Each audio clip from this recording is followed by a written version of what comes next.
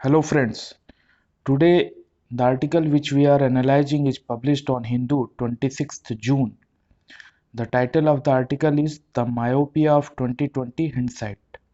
It is written by Mr. Syam Saran. He is a former Foreign Secretary and is currently Senior Fellow, Center for Policy Research. So, this article talk about the peril of formulating foreign policy. Foreign policy को जब formulation होता है उसमें किस तरीके के challenges होते हैं और किस सिचुएशन में फॉरेन पॉलिसी बनाई जाती है और उसको लेके क्या इश्यूज आते हैं फ्यूचर में, उसको लेके ये आर्टिकल डिस्कस करता है। तो अगर हम टाइमलाइन देखें तो सपोज ये प्रेजेंट टाइम है और पास्ट में ये पास्ट है।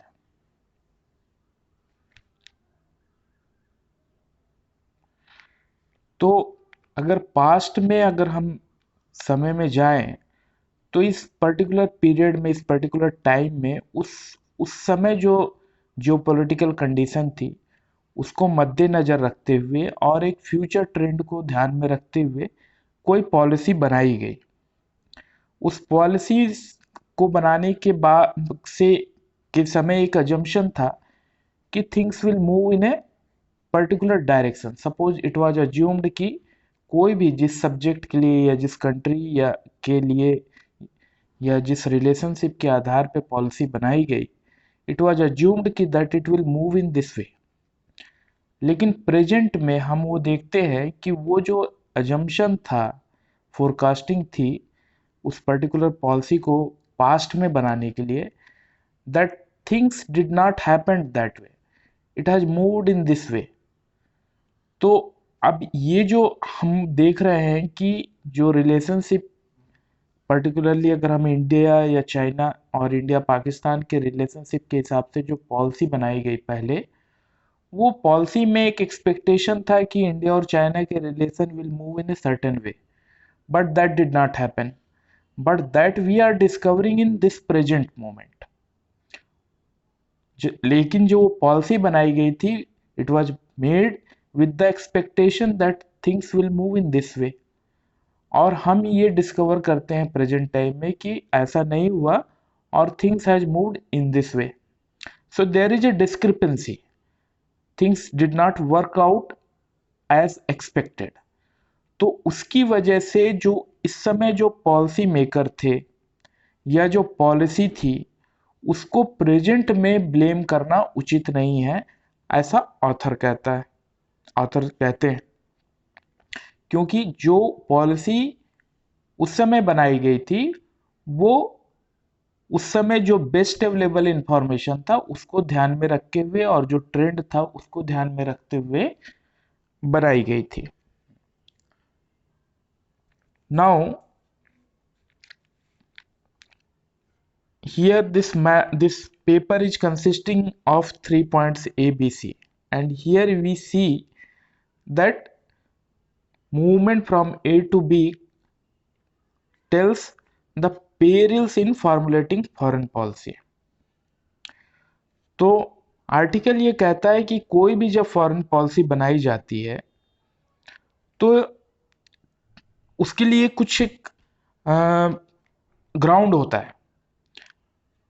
That means to formulate a foreign policy, one should have a historical perspective so that we learn from what turned out to be the correct decision and what turned out to be the error of judgment. Another point, it says should make intelligent assessment of future trend and development। That mean कि किसी भी foreign policy को बनाते वक्त दो चीज़ों का ध्यान में रखा जाता है, पास्ट एंड फ्यूचर। पास्ट से हम लेसन लर्न करते हैं कि जो हमारे डिसीजन थे वो कितने सही हुए, कहाँ हमारा एरर ऑफ जजमेंट था, कौन सी चीज़ें एक्सपेक्टेड लाइन में नहीं हुई। All these things we learn from our past. Similarly हम एक इंटेलिजेंट गेस करते हैं, असेसमेंट करते हैं कि how things will move sorry in future. तो ये दोनों चीजें किसी भी फॉरेन पॉलिसी के फॉर्मुलेशन में यूज होती हैं। अब इंडिया की जो फॉरेन पॉलिसी है उसका एक स्ट्रेंथ इसलिए है क्योंकि वो बेसिकली एक उस जो इंडिया की फॉरेन पॉलिसी है उसको लेके एक ब्रॉड नेशनल कंसेंसस है। और ये कंसेंसस किसी भी गवर्नमेंट, जो अलग अलग गवर्नमेंट है, सभी ने ये कंसेंसस मेंटेन किया है, जिसकी वजह से एक सर्टेन कंटिन्यूटी और कोहेरेंस है इंडिया की फॉरेन पॉलिसी को लेके। लेकिन ऑथर ये कहता है कि कभी कभार जो फॉरेन पॉलिसी के फार्मूलेशन से जो चीज़ें एक्सपेक्टेड की जाती हैं फ्यूचर में, वैसी चीज़ें नहीं भी होती हैं। और जैसा मैंने पहले एक्सप्लेन किया, और जब ये चीज़ें नहीं होती हैं तो उसकी वजह से क्या डेंजर होता है, क्योंकि प्रेजेंट में जिनको हिंडसाइट का बेनिफिट है वो लोग पास्ट में लिए गए डिसीजन को क्वेश्चन करते हैं, व्यक्तिगत आरोप भी लगते हैं, जैसा कि श्याम सरन जी अपने पेपर में सियाचिन को लेके कंप्लेन भी कर रहे हैं। तो there is a propensity to use a contemporary and biased prism to जज past actor and their action affecting national interest. So present में using the benefit of hindsight, past में लिए गए एक्शन और जो एक्टर्स थे इन्वॉल्व उनको लेके क्वेश्चनिंग होती है या एक ब्लेम होता है। ये चीज ऑथर डिसअप्रूव करते हैं क्योंकि उनका कहना है कि this is damaging to foreign policy formulation because fear of being wrong may paralyse diplomacy. क्योंकि जो डिप्लोमेसी है उसमें जो एक अनसर्टेनिटी का इन्वायरमेंट रहता है और उस अनसर्टेन इन्वायरमेंट में फॉरेन पॉलिसी का फॉर्मुलेशन होता है। अगर जो फॉर्मुलेशन में जो लोग इन्वॉल्व हैं, अगर उनको ये डर होगा कि उनके द्वारा जो डिसीजन लिए जा रहे हैं अभी वो फ्यूचर में जाके हो सकता है कि रॉन्ग हो जाए due to various other factor, तो उसकी वजह से उनको ब्लेम आएगा। इसकी वजह से वो हो सकता है कि डिसीजन ना ले या डिसीजन लेने में हेजिटेट करें, जिससे कि एक पॉलिसी पैरालिसिस की सिचुएशन आएगी। डिसीजन मेकिंग में लोग उतने मुखर नहीं होंगे। तो ये एक ओवरऑल फॉरेन पॉलिसी को के फॉर्मुलेशन को डैमेजिंग एक्ट है ये। और फॉरेन पॉलिसी को किस तरीके से डोमेस्टिक पॉलिटिक्स भी, जो domestic politics basically narrow turf में ऑपरेट करती है, जिसमें कि पॉइंट स्कोरिंग होती है, एक दूसरे को नीचे दिखाने की बात होती है, वो किस तरीके से फॉरेन पॉलिसी किस तरीके से जो डोमेस्टिक पॉलिटिक्स की विक्टिम हो जाती है, क्योंकि उससे जो एक फ्रीडम डिप्लोमेट को मिलती है वो छिन जाती है, क्योंकि उसको अपनी डोमेस्टिक कॉन्स्टिट्यूंसी के हिसाब से फॉरेन पॉलिसी को मॉडिफाई करना पड़ता है। तो this also the constant which Indian foreign policy recently feeling the pinch. तो जैसे पाकिस्तान को लेके ये केस ऑथर ने कहा है, तो ये एक अच्छा पेपर है। ये पेपर एनालाइज करता है कि हमको पास्ट के एक्शन को प्रेजेंट में जब हम उसके ऊपर में आक्षेप लगाते हैं तो हमें ये समझना चाहिए कि जो पास्ट में जो एक्शन लिए गए थे वो मोस्टली उस समय की जो जियोपॉलिटिकल कंडीशन थी और जो ट्रेंड थे उसके उसकी अंडरस्टैंडिंग, उसके गेस, उसके फ्यूचर प्रेडिक्शन के आधार पे बेस्ट पॉसिबल डिसीजन लिए गए थे, जो कि हो सकता है कि बाद में गलत सिद्ध हुए हो। तो ये एक ऑक्यूपेशनल हजार्ड है जिसको अप्रिशिएट करना चाहिए और उसके लिए पर्सनल ब्लेम गेम नहीं होना चाहिए। So this conclude analysis of first article. The second article which I'm analyzing is why China is being aggressive along the LAC. It is written by Stanley Johnny. Again, it is published on June 26th on Hindu.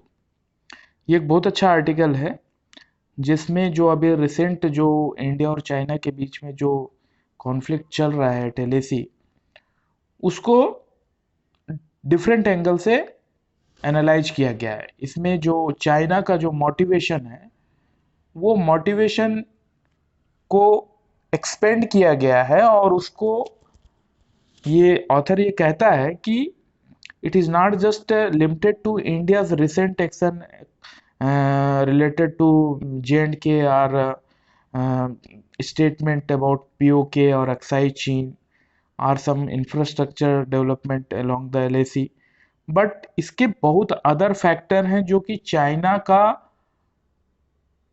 जो aggression है वो उसके China के aggression के पीछे इसके अलावा भी बहुत सारे और कारण हैं। तो क्या चाइना के और कारण हैं जिसकी वजह से चाइना इतना अग्रेशन इंडिया के प्रति शो कर रहा है, ये आर्टिकल उसके बारे में बात करता है। तो जो चाइना का अभी परसेप्शन है एक ग्लोबल लेवल पे और किस वजह से चाइना की उस परसेप्शन की वजह से फॉरेन पॉलिसी चेंज हो रही है, ये मूवमेंट हम यहां देखते हैं। तो जो चाइनीज परसेप्शन है वो परसेप्शन अभी जो रिसेंटली जो ग्लोबल पैंडेमिक है जो कि अगेन चाइना की देन है, उसकी वजह से जो चाइना जो कि एक रिविजनिस्ट पावर है जो हर चीज को जो पास्ट की मिस्टेक सो कॉल्ड मिस्टेक को रिवाइज करना चाहता है या जो अंडन करना चाहता है, वो उस कैटेगरी का पावर है चाइना। उसको इस पैंडेमिक की वजह से स्पेस मिल गया है, उसको काफी चांसेस मिल गया है जियोपॉलिटिकल मैन्यूवरिंग करने का,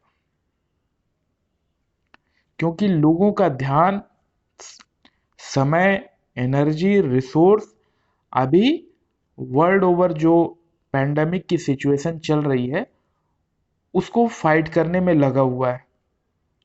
तो एक तरीके से अटेंशन डाइवर्ट हो गया है और ये जो अटेंशन जो डाइवर्ट हुआ है उसका फायदा उठाते हुए चाइना ऐसी चीज करना चाह रहा है जिसमें कि वो ग्लोबल अटेंशन उतना ड्रा ना कर पाए, उतना ड्रा ना हो और वो अपना काम भी कर ले।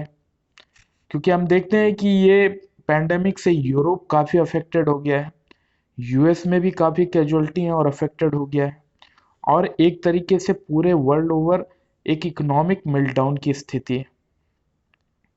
और यहाँ यूएस का रोल भी काफ़ी इम्पोर्टेंट है क्योंकि डोनाल्ड ट्रंप के आने के बाद यूएस बेसिकली मोस्टली अपने ऊपर फोकस कर रहा है। उसकी जो ग्लोबल एस्पिरेशन या जो एक अपने एलाइज को लेके या और भी जो उसकी दूसरी जो एक्टिविटी थी खासकर जियोपॉलिटिकल संदर्भ में, वो उसके ऊपर से फोकस हटाकर US is looking after itself. और इसी कॉन्टेक्स्ट में इंडियन पॉलिटी जो कि अभी कुछ समय से काफ़ी फ्रेगमेंटेड हो गई due to various internal reason, वो चाहे वो सीएए को प्रोटेस्ट हो या और भी कई वजह से जो प्रोटेस्ट हो, तो एक हम देखते हैं कि इंडियन जो पॉलिटी है उसमें एक फ्रेगमेंटेशन हो गया, एक नेशनल यूनिटी को थोड़ा सा आघात पहुंचा है। और इंडिया का जो क्लाउट है विथ नाइबर्स वो भी काफ़ी कम हो गया है क्योंकि बेसिकली ये नाइबर्स जो इंडिया के हैं इनको ये चाइना के इन्फ्लुएंस में ज़्यादातर आ रहे हैं क्योंकि चाइना थ्रू मनी और थ्रू अदर डेट और जो BRI बेल्ट रोड इनिशिएटिव के थ्रू यहाँ पर काफ़ी इन्वेस्टमेंट कर रहा है और somehow it is making them dependent to China. और हम देखते हैं कि अफगानिस्तान में कई किस तरीके से, चूंकि भारत का काफ़ी वहाँ पर डेवलपमेंट को लेके योगदान है, और ये पाकिस्तान एक तरीके से अफगानिस्तान को स्ट्रेटेजिक डेप्थ समझता है, और किस तरीके से भारत को, जो तालिबान के साथ में अफगानिस्तान में टॉक चल रही है, उससे भारत को दरकिनार किया गया है।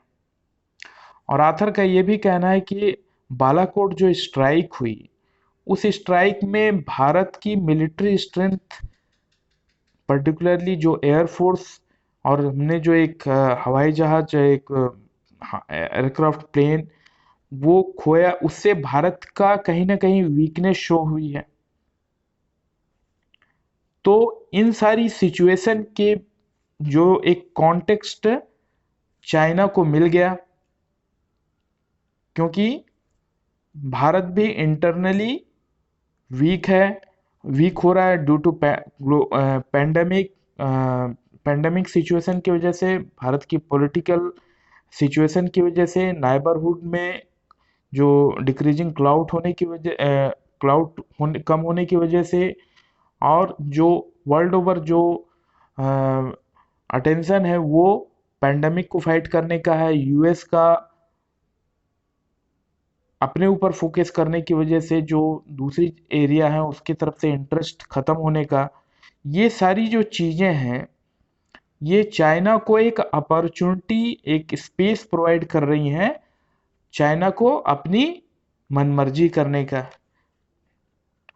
तो चाइना इन सारी चीज़ों को किस तरीके से देखता है, और चाइना का अपना क्या परसेप्शन है अपने बारे में। तो चाइना एक एम्बिशियस राइजिंग पावर है जो कि एक ग्लोबल ऑर्डर को रीओरिएंट करना चाहता है अपने पक्ष में।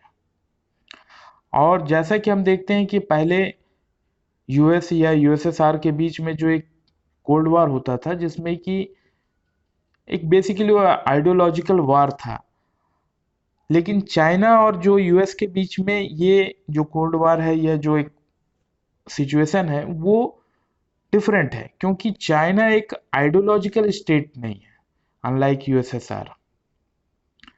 और जो चाइना की जो अभी तक की फिलॉसफी थी कि hide your capacity and bide your time, or peaceful rise और डेवलपमेंट, और पीसफुल राइज और डेवलपमेंट इज ओवर। जो चाइना अपनी कैपेसिटी इंक्रीज कर रहा था, बट अपने इंटेंशन कभी भी उसने डिस्क्लोज नहीं किए।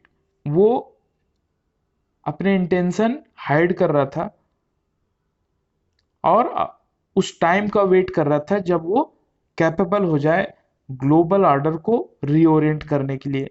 So the time has come, that's why this peaceful rise and peaceful development time is over. Now China is becoming more assertive, more aggressive. और इन सारी सिचुएशन की वजह से चाइना ये सोच रहा है कि सॉरी, ग्लोबल ऑर्डर जो है वो एक ब्रेकिंग पॉइंट में है, और it can use some salami tactics, and India is now one of the part of that salami tactics that LAC stand off, and it can employ this salami tactics। तो ये सारी चीजें हम देख रहे हैं कि चाइना का ये हमारा बैकग्राउंड हो रहा है वर्ल्ड ओवर या इंडिया के कॉन्टेक्स्ट में, और चाइना के इंटेंशन अब ओपनली जाहिर हो रहे हैं।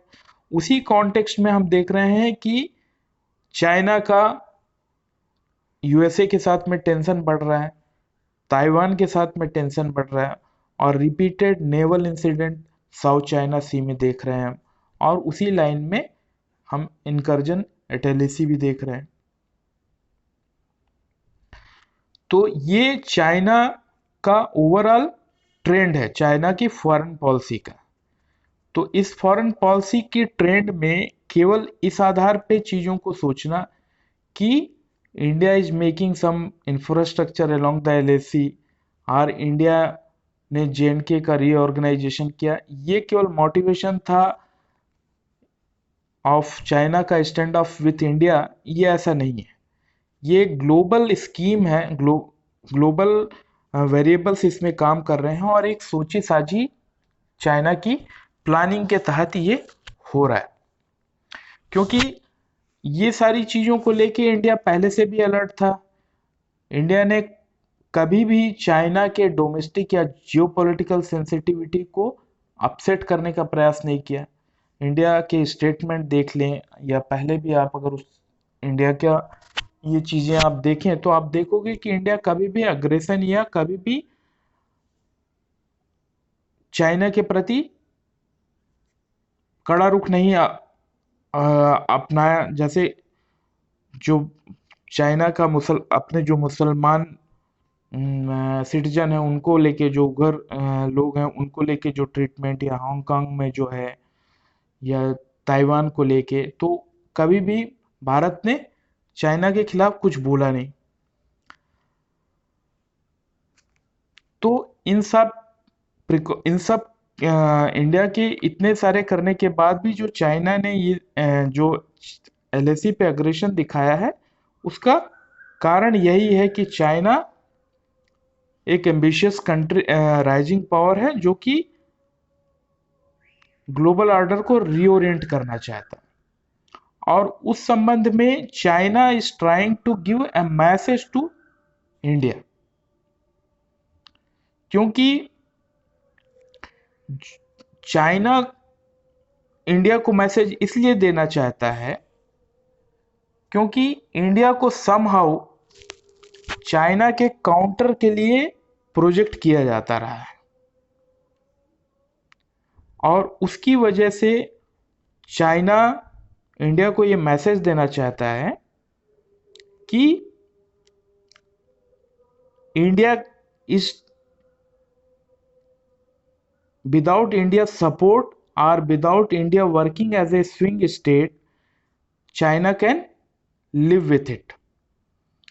तो ये जो चीज़ें हैं हमको इसको यहाँ पर ये समझना है कि इंडिया को चाइना की तरफ से ये कंसीडर किया जाता है कि India is now in alliance with USA. India एक न्यूट्रल कंट्री नहीं है, और इसको काउंटर करने के लिए या एक ग्लोबल मैसेज देने के लिए चाइना ये सारी चीज़ें कर रहा है। सो ये एक जो आर्टिकल का एनालिसिस ये है कि एक तरीके से ये मैसेजिंग है इंडिया को देने के लिए। और इंडिया के लिए ऑथर कहता है कि इंडिया को जो डिक्लाइनिंग पावर है यूएसए, उसके ऊपर ज़्यादा रिलाई नहीं करना चाहिए, और इंडिया को जो अपनी स्ट्रेटेजिक थिंकिंग में जो लैक ऑफ डेप्थ है, जिसकी वजह से हम इन सारी चीज़ों को समझने में असफल रहे, उसको लेके करेक्टिव एक्शन लेना चाहिए। और एक नेशनल सिक्योरिटी स्ट्रेटेजी होनी चाहिए जो कि डीकपल्ड हो डोमेस्टिक पॉलिटिक्स से, और जो नाइबरहुड में जो ग्राउंड रियलिटी है, एक्चुअल ग्राउंड रियलिटी है, उसके प्रति आगाह हो। और मीनवाइल इंडिया को अपनी कैपेसिटी इन्हेंस करते रहना चाहिए और नाइबरहुड को विन बैक करना चाहिए। So this conclude my analysis of second article. I hope कि this will improve or help to improve your understanding. Thank you.